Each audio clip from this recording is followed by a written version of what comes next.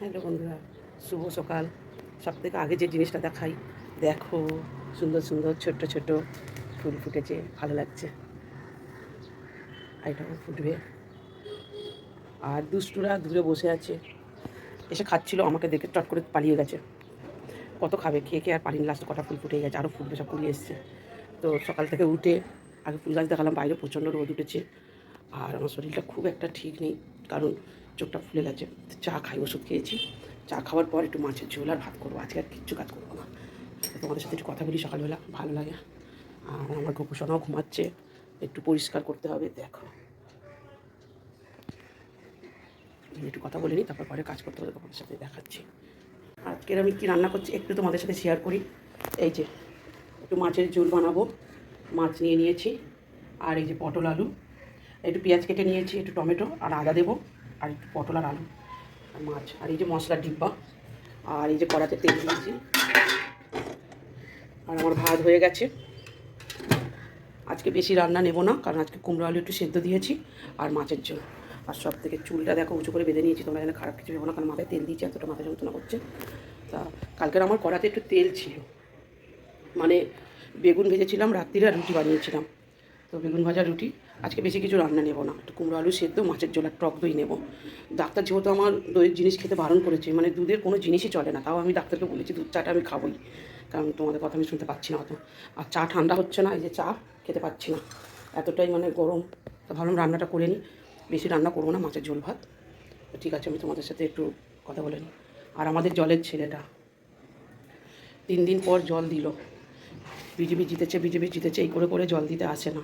আমি বাবু জল দিয়ে, আর এসছে কালকে বলেছি সকালবেলা উঠে সবাইকেই কাজে যেতে হবে, সে যেই জিতুক না কেন, বিজেপি চাই তৃণমূল, আমাদের তো কাজ না করে খেলে হবে না, আর কাজে মন দেয়।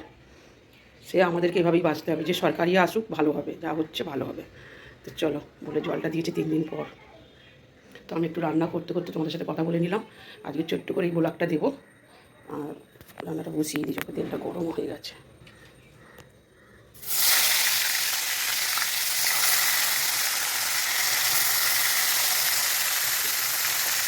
আমার কিছু একটু মাছের পেটি খেতে পারে, নাহলে ও কাঁটাওয়ালা মাছ একদম খেতে পারে না। ওর জন্য রেখে দিয়েছি পেটি দিয়ে, আমি একটু রান্না দুটো পেটি নিয়ে নিয়েছি। আর বাকি মাছগুলো আছে, কালকে ওরা আসুক। ওদের এখন বিয়েবাড়ি, এখন রবিবার পর্যন্ত খাওয়া দাওয়া, বাকিটা রান্না করবো, ওদের সঙ্গে খাবো। অনেক মাছ চিংড়ি এনেছি। আর বৃহস্পতিবার আমার একটু কাজ, কালকে যেরকম ফুল টুল দিয়ে সাজিয়ে আপাতত পুজো পুজো সব শেষ করে নিলাম। এই যে সব পরিষ্কার করেছি, কিন্তু আমি লক্ষ্মীর ঘরটা তুলি না, কারণ আমার শ্বশুরবাড়িতে লক্ষ্মীর ঘর তুলতো না, ওদের মাটির নিচে ঘরটা ছিল, সেই জন্য আমি 3 দিন পরে তুলি ঘরটা। তো যাই হোক, একটু তোমাদের সাথে শেয়ার করিনি কিছু কথা। এই যে আমার আজকের মেনু, খাবার দাবার। আজকে রান্নাটা দেখাতে পারিনি, কারণ কাজ করতে করতে সকাল থেকে তারা থাকে, তো আমি একটু রান্নাটা দেখানোর পরে আমি ঝপ করে ঘরের কাজ সেরে, পুজো পাঠগুলো সেরে তোমাদের সাথে একটু খাবারটা শেয়ার করছি।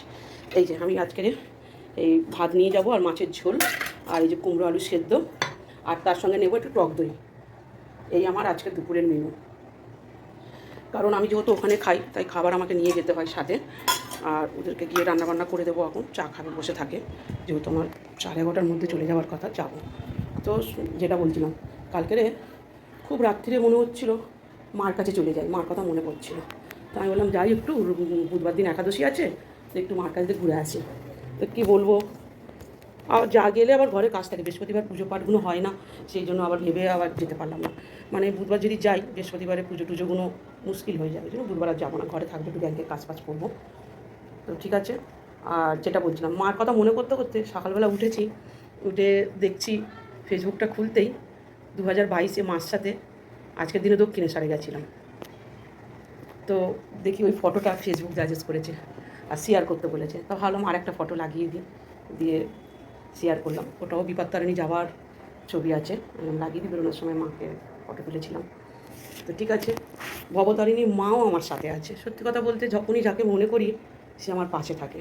ভগবানরা, গোপু তো আমার সাথেই সবসময় থাকে। কালকে দেখো মার কথা মনে করতে হতো, মাও আমার পাশে। তো ঠিক আছে, আজকে ভিডিওটা এই পর্যন্ত, আর ভিডিওটা বড় করবো না। তো টাটা।